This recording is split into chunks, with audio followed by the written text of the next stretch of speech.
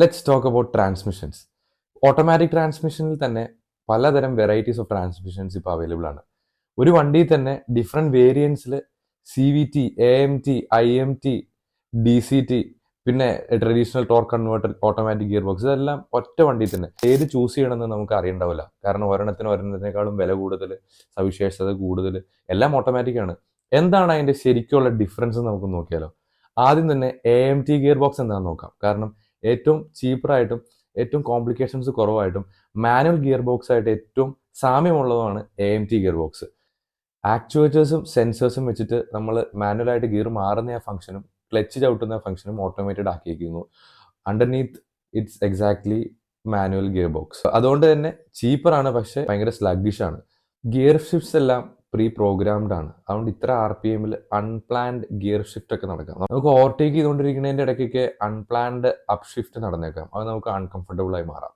AMTനെ പറ്റി പറയുമ്പോൾ തന്നെ IMTയും പറഞ്ഞു പോകും. കാരണം രണ്ടും വളരെയധികം സിമിലർ ആണ്. കാരണം AMTയുടെ പകുതി ജോലി IMT എടുക്കുന്നുള്ളൂ.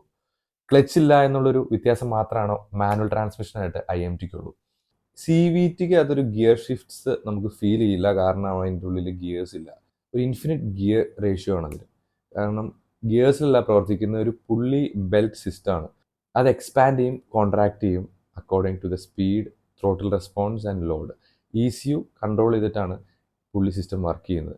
ഇതിൻ്റെ ഒരു അഡ്വാൻറ്റേജ് എന്താണെന്ന് പറഞ്ഞു കഴിഞ്ഞാൽ ഭയങ്കര സ്മൂത്താണ്, ഗിയർ ഷിഫ്റ്റ്സേ ഇല്ല.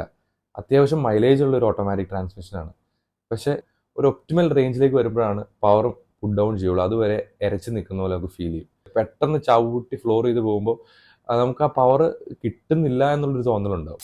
DCT അല്ലെങ്കിൽ DSC gear box, dual clutch automatic transmission, നമുക്ക് എല്ലാവർക്കും ഇഷ്ടമുള്ളൊരു ട്രാൻസ്മിഷനാണ്. കാരണം വളരെയധികം ഫാസ്റ്റാണ് ഷിഫ്റ്റ്സിൽ. മിക്ക സ്പോർട്സ് കാർസിൽ സ്പീഡിൽ പോകുന്ന വണ്ടികൾക്കും കൊടുത്തിരിക്കുന്ന ഗിയർ ബോക്സും ഇത് തന്നെയാണ്. 2 AMT കൂടുമ്പോഴാണ് ഒരു DCT ഉണ്ടാവുന്നത്. DCT ഗിയർ ബോക്സ് ഇത്ര ഫാസ്റ്റ് ആവാൻ കാരണം നമ്മൾ ഫസ്റ്റ് ഗിയറിൽ പോകുന്ന സമയത്ത് തന്നെ സെക്കൻഡ് ഗിയർ പ്രീ സെലക്റ്റഡ് ആണ്. ഫസ്റ്റ്, തേർഡ്, ഫിഫ്ത്ത്, സെവൻത്ത് പോലത്തെ ഓഡ് ഗിയേഴ്സിനെല്ലാം ഒരു ക്ലച്ചും ഈവൻ ഗിയേഴ്സിനെല്ലാം വേറൊരു ക്ലച്ചുമാണ്. നമ്മൾ തീരുമാനിക്കുന്നിടത്ത് ഗിയർ എത്തും. നമ്മൾ പാഡൽ ഷിഫ്റ്റ് ഉള്ള വണ്ടിയുണ്ട്, നമുക്ക് മാനുവലി ഷിഫ്റ്റ് ചെയ്യാവുന്ന ഓപ്ഷൻ ഉണ്ട്. ഷിഫ്റ്റ് ചെയ്യുന്ന സെക്കൻഡിൽ അവിടെ ഷിഫ്റ്റ് നടക്കും. വേറെ ഒരു ഗിയർ ബോക്സും ഇത്ര ഫാസ്റ്റ് അല്ല. പക്ഷെ എന്തുകൊണ്ടാണ് പിന്നെ എല്ലാവരും ഇത് അഡാപ്റ്റ് ചെയ്യാത്തതിന്റെ കാരണം ഇതിന് ഒത്തിരി റിലയബിൾ ഇഷ്യൂസ് ഉണ്ട്.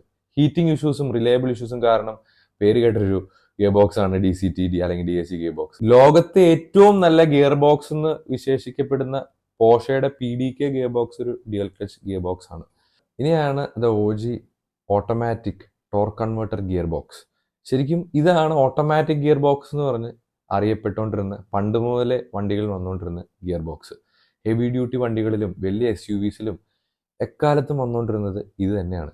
കാരണം ഇത് ഭയങ്കര റിലയബിൾ ആൻഡ് റിജിഡ് ആണ്.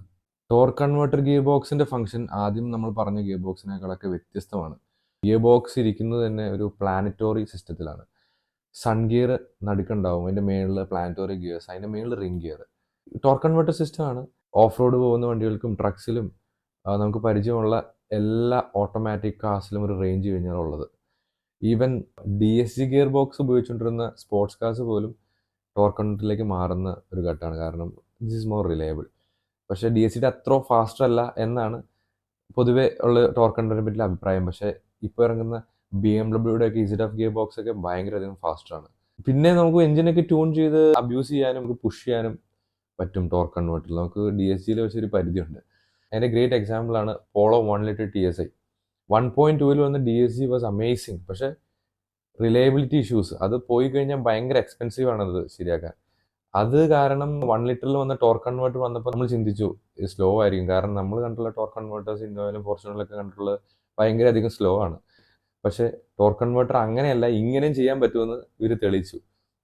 ഭയങ്കര അധികം ഫാസ്റ്റാണ്. DSGയുടെ അടുത്ത് തന്നെ ക്വിക്ക് ആയിട്ടുള്ള ഒരു ഷിഫ്റ്റ്സ് ആണ് 1 ലിറ്റർ TSI നമുക്ക് സമ്മാനിച്ചുകൊണ്ടിരുന്നത്.